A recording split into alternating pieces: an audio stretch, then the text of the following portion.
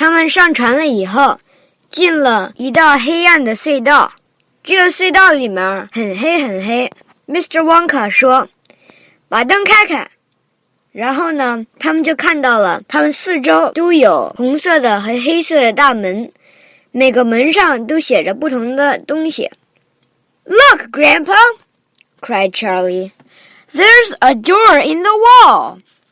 It was a green door, and it was set into the wall of the tunnel, just above the level of the river. As they flashed past it, there was just enough time to read the writing on the door. Storeroom number 54, it said. All the creams, dairy cream, whipped cream, violet cream, coffee cream, pineapple cream, vanilla cream, and hair cream. Hair cream? Cried Mike TV. You don't use hair cream? Row on! Shouted Mr. Wonka. There's no time to answer silly questions. They streaked past a black door. Storeroom number 71, it said on it. Whips, all shapes and sizes. Whips! Cried Veruca Salt. What on earth do you use whips for? For whipping cream, of course, said Mr. Wonka. How can you whip cream without whips? Whipped cream isn't whipped cream at all unless it's been whipped with whips, just as a pouched egg isn't a pouched egg unless it's been stolen from the woods in the dead of night. Row on, please!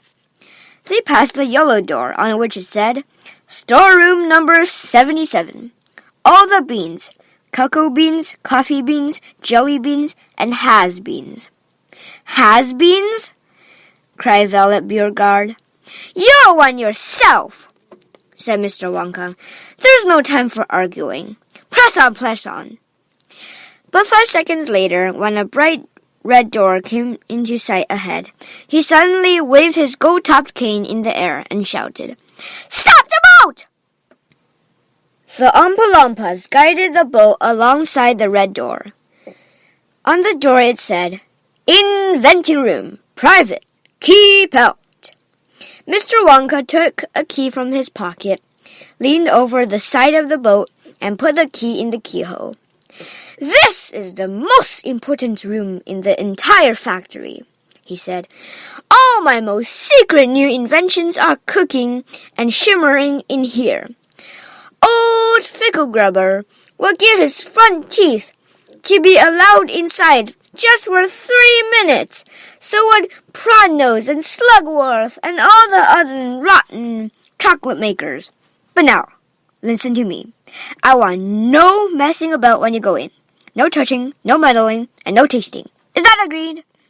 Yes, yes, the children cried.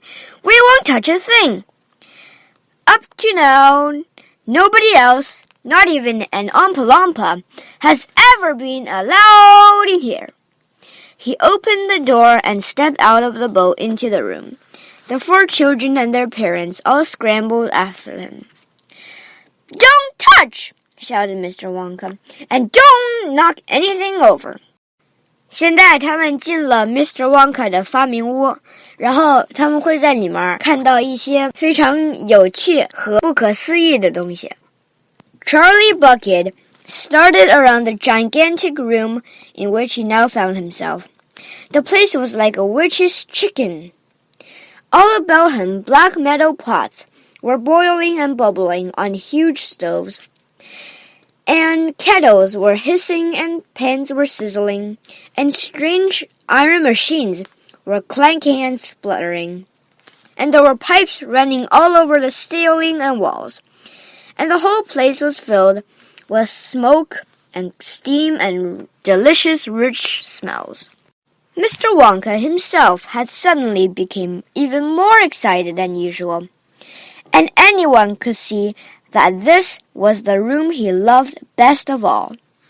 He was hopping about among the saucepans and machines like a child among his Christmas presents, not knowing which thing to look at first.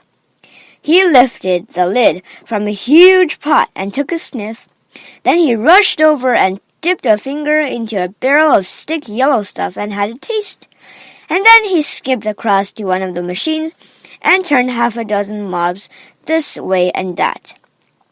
Then he peered anxiously through the glass door of a gigantic oven, rubbing his hands and cackling with delight at what he saw inside. Then he ran over to another machine, a small shiny affair that kept going pop, pop, pop, pop, pop, pop, pop, pop, pop. And every time it went pop, a large green marble dropped out of it into a basket on the floor. At least it looked like a marble. "Everlasting gobstoppers," cried Mr. Wonka proudly. "They're completely new. I am inventing them for the children who are given very little pocket money.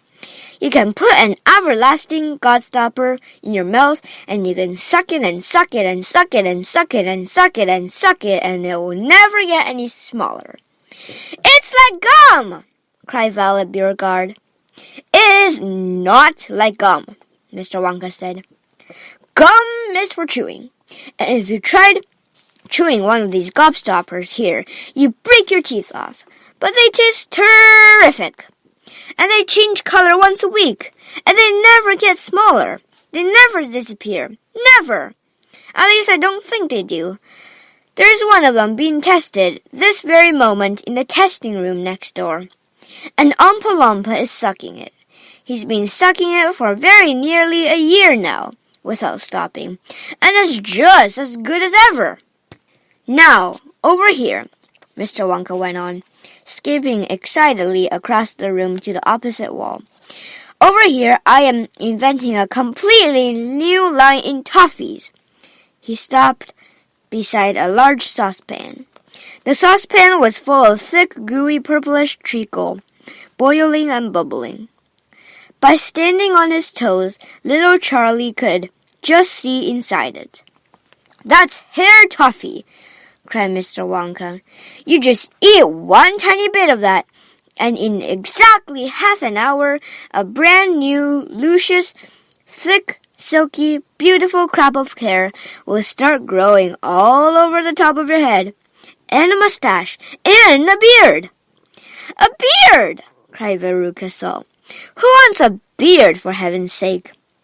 "It could suit you very well," said Mr. Wonka, "but unfortunately the mixture is not quite right yet.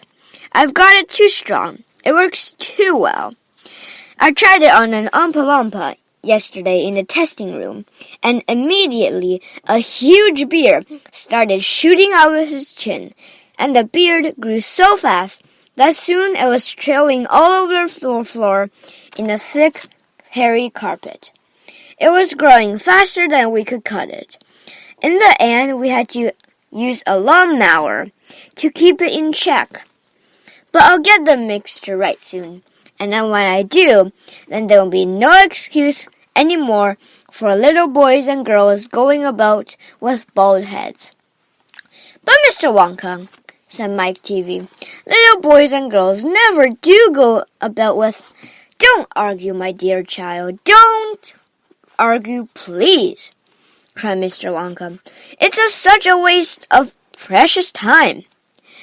Now, over here, if you will step this way, I will show you something that I'm terrifically proud of.